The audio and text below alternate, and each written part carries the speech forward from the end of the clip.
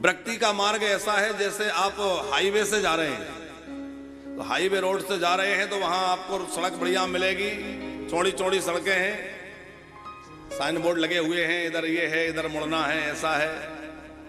खूब तेज गति में चले जाओ। अभी हम गंगा जी स्नान करने गए तो एक्सप्रेस वे से खूब आनंद से चले जाओ, चाहे जैसे, कोई कठिनाई नहीं। तो भक्ति का मार्ग जो है वो हाईवे की तरह है, और ये गृहस्थी वाला जो मार्ग है ये शहर के बीच में से होकर जाने वाला रास्ता है। एक तो बाईपास बना देते हैं आजकल, और एक शहर का रास्ता है। अब शहर में से निकलना पड़े तो वहां तो बड़ा ट्रैफिक है, भीड़ भाड़ है, किसी ने दुकान लगा रखी है, वहीं किसी की गाड़ी खड़ी हो गई, फिर तमाम लोग इकट्ठा हो गए, भीड़ जमा हो गई, बड़ा मुश्किल हो रहा है।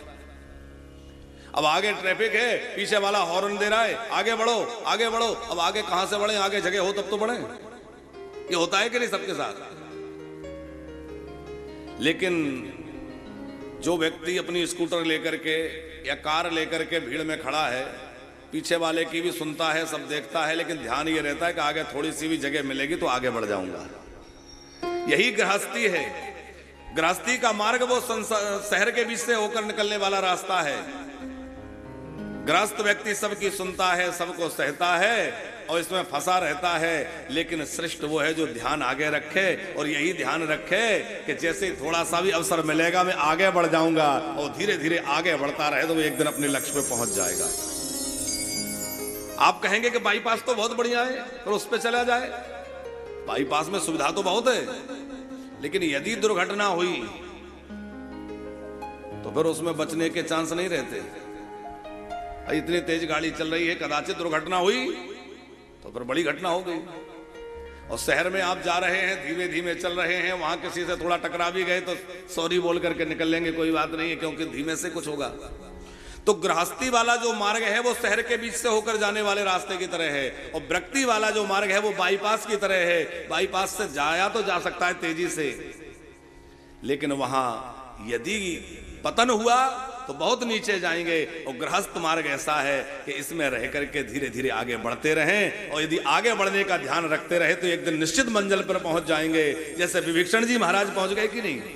विभीषण जी महाराज तो राक्षसों के बीच में रह रहे थे, और आगे बढ़ते रहे तो संत आए, हनुमान जी कृपा करके मिले, और हनुमान जी ने राम जी से मिला दिया। विभीषण ने लंका में रह के भगवान को प्राप्त कर लिया। प्रहलाद जी ने राक्षसों में रह के भगवान को, पिताजी ने इतना विरोध किया, फिर भगवान को पा लिया। और हम लोगों के पास सारे साधन हैं, सारी सुविधा है, सारी अनुकूलता है, फिर भी हम बहाने बनाते हैं, अरे ऐसा हो गया, अरे वैसा हो गया है? सूत जी कह रहे हैं, ऋषियों जो अपना कल्याण चाहता है वह भगवान की भक्ति में लग जाए, अपना मन भगवान में लगा ले।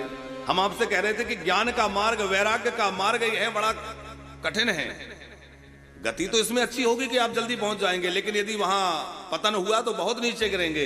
लेकिन संसार का मार्ग यदि हमने पकड़ रखा है तो चिंता, ये बात हम इसलिए कह रहे हैं कि हम लोग ये ना सोचें कि हम तो गृहस्थी में पड़े, हम कैसे भजन करें। गृहस्थी में भी भजन किया जा सकता है। वो कितने गृहस्थों को भगवान मिले? सुदामा भी तो गृहस्थ थे, नरसिंह मेहता गृहस्थ थे, तुकाराम जी गृहस्थ थे, सब महापुरुष, कितने संत सब गृहस्थ हुए। गृहस्थी में रहकर के भी भगवान को पाया जा सकता है। अनेक लोगों ने पाया है, और भगवान के जितने अवतार हुए किसी न किसी गृहस्थ के घर हुए।